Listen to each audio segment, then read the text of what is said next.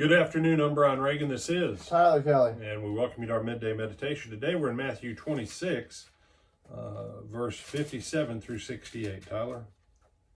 Those who had arrested Jesus took him to Caiaphas the high priest, in whose house the scribes and the elders had gathered. But Peter was following him at a distance, as far as the courtyard of the high priest, and going inside he sat with the guards in order to see how this would end. Now the chief priests and the whole council were looking for false testimony against Jesus so that they might put him to death. But they found none, though many false witnesses came forward.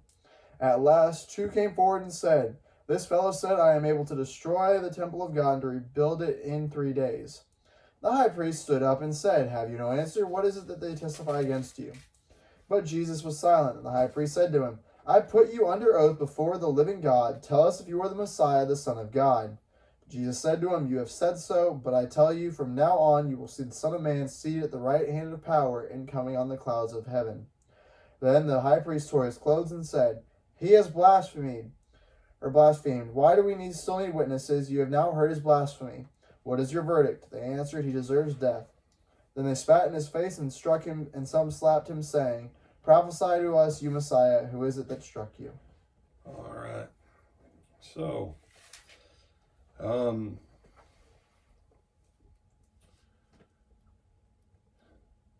they take him at night, which was illegal under Jewish law. You can't try a person at night, number one. Number two,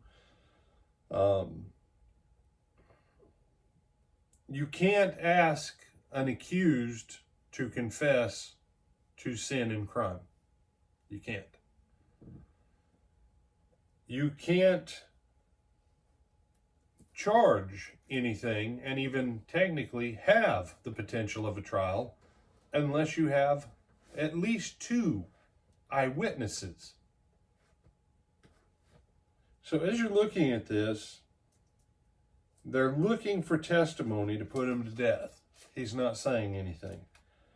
Then a couple come forward, and what they say is very similar to what Jesus says in the Gospel of John when he tells them, "Destroy this temple, and in 3 days I will raise it up again."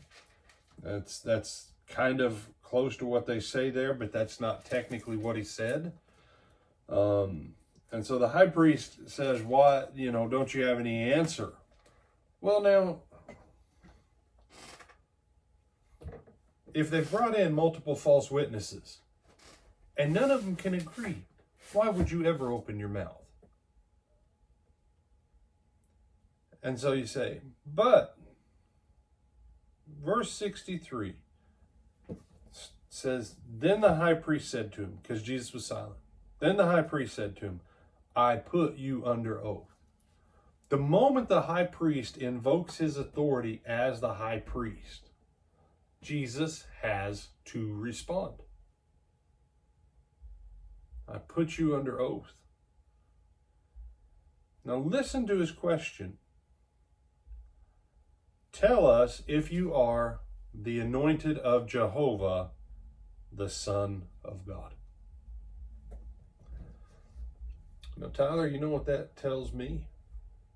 That was what they were going for the entire time. Okay, that's one option. But it tells me something else.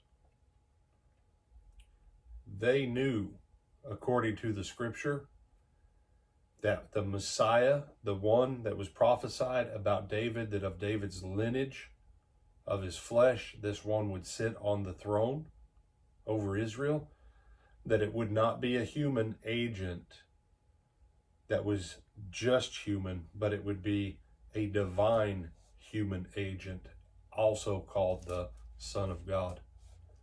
Are you the anointed king, the Son of God? We adjure you, we command you by oath in the name of the living God. They knew that the one who was coming was God in the flesh. Their question, and the fact they even asked him the question, tells me that Caiaphas knew in his heart. And that he knew when Jesus came in that his time was over. And so they have to move because they have to preserve their political power. They have to preserve their financial standing. They have to preserve their social standing. And so Jesus goes on ahead and answers, and he says, it is as you've said. You said correctly. Yeah, that's me. And he said, no, that's not what Jesus... No, that's what he said. Otherwise, they wouldn't have charged him with blasphemy. But how do you charge him with blasphemy when he says, I'm fulfilling what the scripture said I would fulfill? Unless you didn't believe in the scripture, and you didn't believe in God, and you didn't actually love and serve God. That's the only way. From now on, you see the Son of Man coming, seated at the right hand of power and coming on the clouds of heaven.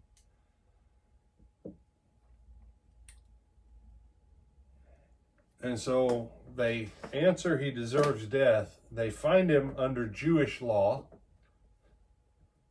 Not, because it's not Mosaic law.